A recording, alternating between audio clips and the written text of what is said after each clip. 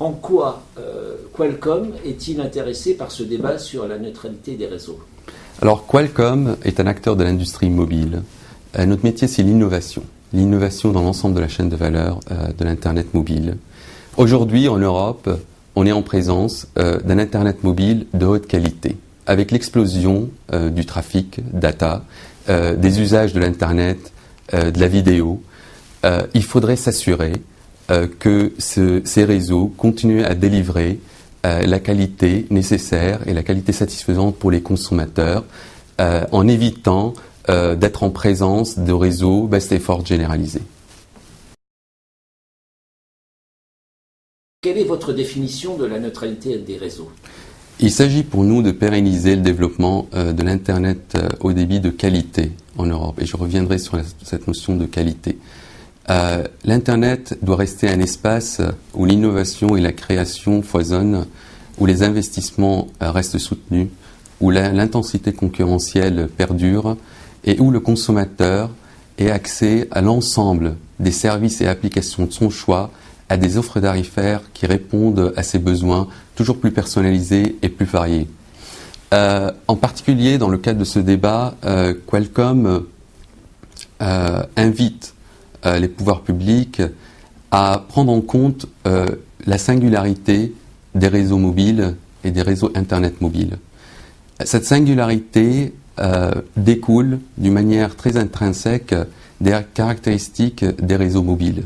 En effet, ces réseaux dépendent de l'accès optimisé à une ressource finie qu'est le spectre radioélectrique.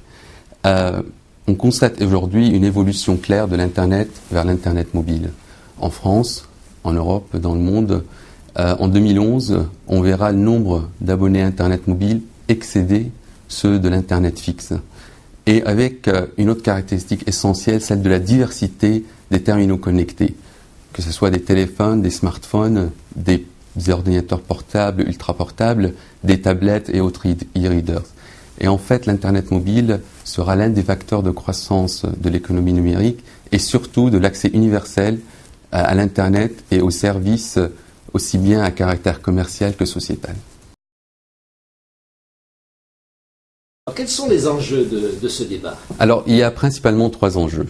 Le premier enjeu, c'est l'optimisation des flux sur les réseaux.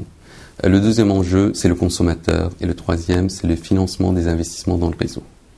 Alors, en ce qui concerne l'optimisation des flux dans le réseau, on parle bien évidemment pas de discrimination dans ce cadre. On parle l'optimisation du transport de flux dans le cadre d'une bande passante limitée afin de s'assurer que la qualité-service n'est pas détériorée pour le bien du consommateur final. Le deuxième enjeu, c'est placer le consommateur au centre de ce débat. Le consommateur, c'est le plus important enjeu de ce débat. Les besoins de ces consommateurs évoluent. Ils sont de plus en plus exigeants, de plus en plus personnalisés. Et ainsi, il faut que l'industrie évolue pour répondre à ces besoins, évolue en termes d'offres tarifaires, pour coller à des usages, à des considérations de type terminal connecté, qualité de service. Les bits transportés ne sont pas, d'un point de vue du consommateur, de la même valeur, n'ont pas la même valeur, ni d'un point de vue économique, ni d'un point de vue sociétal. On ne parle pas du tout d'un Internet à deux vitesses, on parle d'un Internet optimisé. Et en dernier lieu, donc le financement des investissements. Ces investissements sont importants pour garantir cette qualité, pour innover, et donc il faut que ces investissements soient rétribués.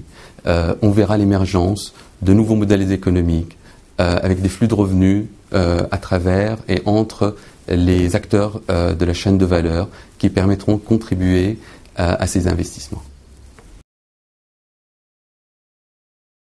Vous nous parlez de nouveaux modèles économiques dans le mobile, mais est-ce que vous auriez un exemple à nous donner déjà?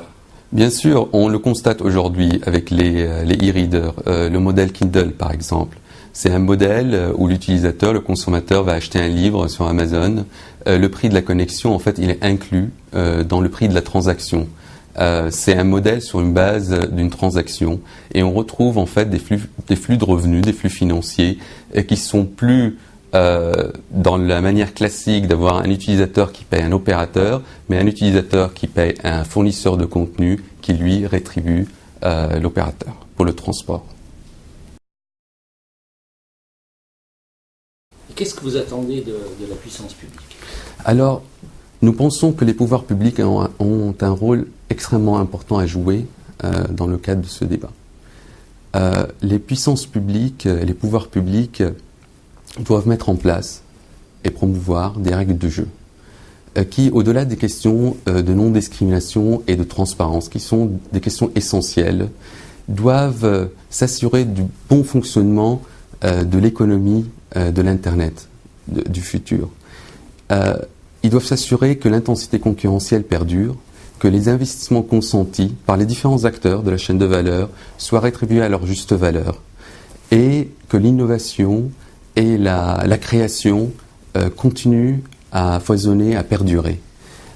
Nous pensons que les révisions apportées par le Conseil et le Parlement européen en novembre sur les directives européennes du paquet télécom donnent justement les moyens aux autorités de régulation nationales en Europe d'accomplir sa tâche et nous nous félicitons vraiment de la démarche entreprise par l'ARCEP et les pouvoirs publics français de mener ce débat participatif, ce débat transparent et qui adresse et qui traite la question de la neutralité du net dans son ensemble.